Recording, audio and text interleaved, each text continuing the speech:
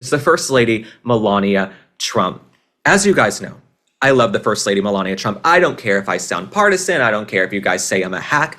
I love the First Lady of the United States. I feel like she's been so unfairly maligned by the mainstream media. We speak about it all the time. If you look at Vogue magazine, right? She was on the cover of Vogue as a model, and she was on the cover of Vogue before she was First Lady. But she's never had that First Lady cover in the way Jill Biden and Michelle Obama have had covers of Vogue. Even though Jill Biden dresses like a geriatric hooker in fishnets and booties and leather skirts, okay? Jill Biden is an utter calamity, but nonetheless. Melania Trump, do I think she cares that she hasn't been on the cover of Vogue? No, I don't think she cares at all that she hasn't been on the cover of Vogue. She seems very secure in herself. I don't think she cares whatsoever. But something she's doing that I think should be getting more attention, she's focusing on AI education. And we have all the notes here from this conference she held last week. So she hosted tech leaders and AI leaders from the administration, from the private sector to come together to talk about this 21st century issue. Artificial intelligence, okay? There are deep fakes online. There are folks using AI in school. I have so many friends who are school teachers, and they reach out to me and they say, we have to figure out curriculum. How are we going to teach the kids when they could just go home, write an entire essay on ChatGPT and turn it in? What can we do for plagiarism? How can we make sure the kids are learning? And so there are a lot of schools now, I believe almost half the states, Texas, my home state, is not one of them, but I hope they catch up. They have legislation around AI in schools, and they're really focusing on it. And I think in the next year or two, with the First Lady championing this issue, you will see more and more schools come to grips with the fact that AI is here to stay. The kids are using AI. They're growing up with AI.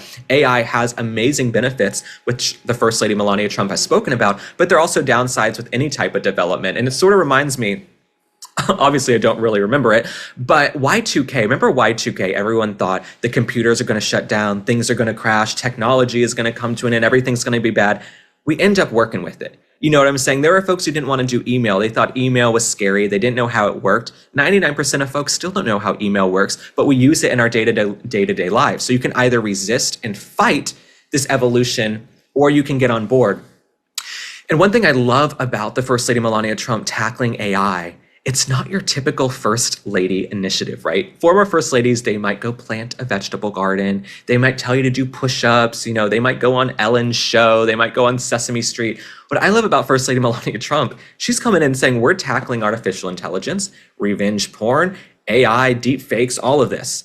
Those are some interesting initiatives for a First Lady to tackle, and I think it shows that she has her finger on the pulse of what's coming in the 21st century. In the United States, we got to compete with all these other countries when it comes to artificial intelligence. I believe it was important. I do think it was important for President Trump to host all of those tech leaders at the White House last week.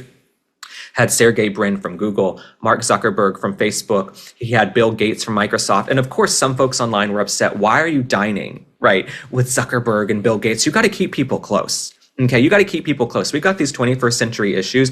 You have to keep people close because we're going to evolve with the times, right? And so it's nice to see these tech folks come to grips with the fact that the Republican Party is in power now. President Trump is in power now. We're going to have midterms. We're going to have a 2028 election. J.D. Vance will probably be the nominee. There might be some competition, but it's interesting to see these tech folks come to the White House now and pay their respects and capitulate a little bit to President Trump and the Republican Party when they were so against it for so many years. It's interesting to see how the tide has turned, but I think also, I know many of you are small business owners. You might shop at small businesses. It's tough.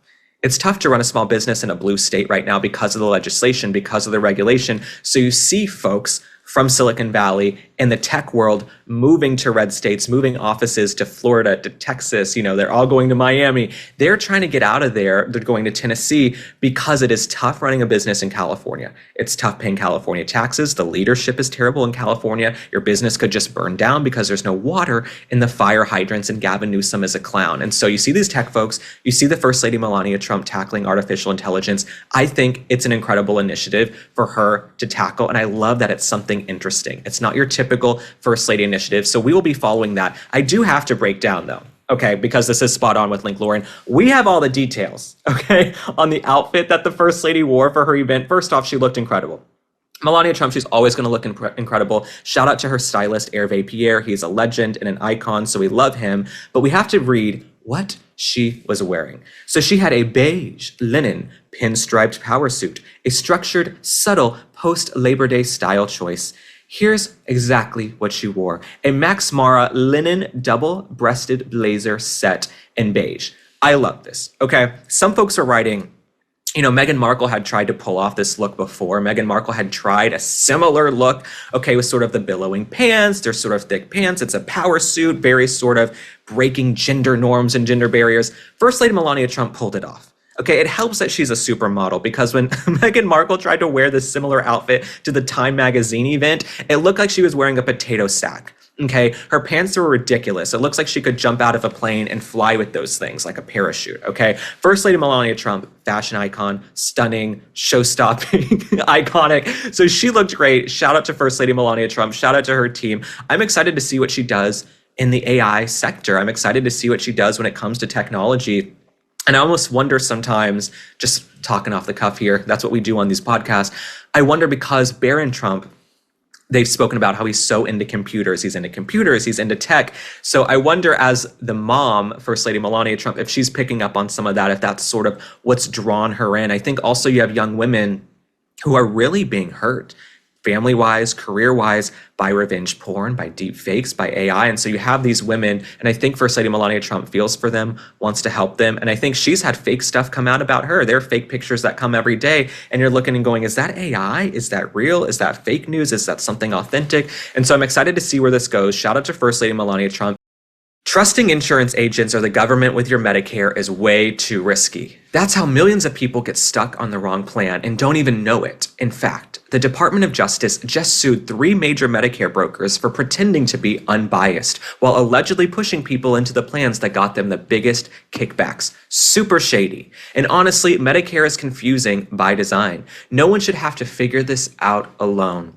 That's why you should know about Chapter. Chapter does things differently. They're the only Medicare advisor that compares every single plan nationwide, not just a few that line their pockets. And because of that, they save people an average of $1,100 a year. So whether you're brand new to Medicare or already signed up, this could be the most important call you make. If you're on the best plan, they'll tell you. If there's a better one, they could help save you thousands. It's free and fast. It takes less than 20 minutes for them to review your options. So call 661-370-3275 to actually feel confident about your Medicare.